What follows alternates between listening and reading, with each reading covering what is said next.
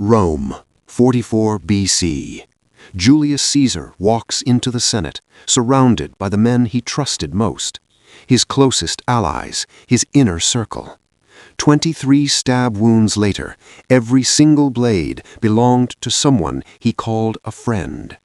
Machiavelli studied this moment for years, and what he concluded changed everything he believed about loyalty. What Machiavelli wrote about loyalty in The Prince is one of the most misunderstood passages in the entire book. Because on the surface it sounds cold, ruthless even, but the more you understand it, the more you realize it is not about being heartless. It is about surviving. There are 3 things in this video. The first will make you uncomfortable. The second will change how you see the people around you. And the third is the one Machiavelli said most people only learn after they have already been destroyed. I am saving that for the end. Think about the most loyal person in your life right now. Now, ask yourself one question. Are they loyal to you, or are they loyal to what you give them? Most people have never separated those 2 things. Machiavelli said that confusion right there is where almost every betrayal in history began. Not from enemies, not from strangers, from the people who smiled the widest. Here is what they never taught you. Machiavelli's loyalty rule. He wrote, "Men are driven by fear or love, but love is held together by a chain of obligation, and men, being selfish, break that chain whenever it suits them." He was not being cynical. He was being accurate. In 1502, Cesare Borgia, one of the most powerful rulers in Italy, placed complete trust in his 4 most loyal commanders. He gave them land, resources, power. He believed their loyalty was built on gratitude. 3 months later, they conspired against him at Sinigalia. Every single one. The men who owed him everything turned the moment they believed he was weakening. Machiavelli was there. He watched it happen. And he wrote that night, "Loyalty built on what you give dies the moment you stop giving." This is not just a historical lesson. Think about every relationship in your life where you were the one who gave more, the one who showed up more, the one who invested more, and think about what happened the moment your circumstances changed. Loyalty built on emotion is fragile. Loyalty built on mutual interest is durable. That is the difference, and most people never learn it until it is too late. But that's only the first layer, because chapter 2 is where the psychology gets dark. This is the part nobody wants you to know. Machiavelli identified something that modern psychology did not put a name to until centuries later. He called it conditional obligation. The idea is this: every human being, without exception, runs a silent calculation in every relationship. What am I getting from this person? What does staying loyal to them cost me? When the answer to the second question becomes bigger than the answer to the first, the loyalty ends. Not always loudly. Sometimes it ends with silence, with distance, with excuses, with someone suddenly being very busy. There's research behind this. Robert Cialdini documented it in his work on reciprocity.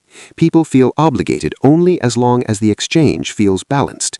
The moment it tips, they exit, quietly, without ever admitting why. Machiavelli understood this 500 years before the research existed. And here's what makes it darker. The people most likely to do this are not your enemies. They're the ones who call themselves your closest friends, because they're the ones who built their loyalty on access to your success, not on who you actually are. When the success slows down, they slow down. When the access disappears, so do they. Most people spend years confused about this, wondering what they did wrong. The answer Machiavelli gave is the hardest one to accept. You did not do anything wrong. You just trusted the wrong type of loyalty. Now, chapter 3 is the one that matters most, because this is where Machiavelli gives you the move. What did Machiavelli actually do instead of trusting? He built structured loyalty, not emotional loyalty, not loyalty based on gratitude, loyalty based on aligned interest. He wrote, "The wise prince finds ways to make his allies need his success for their own, so that loyalty and self-interest become the same thing." Read that again.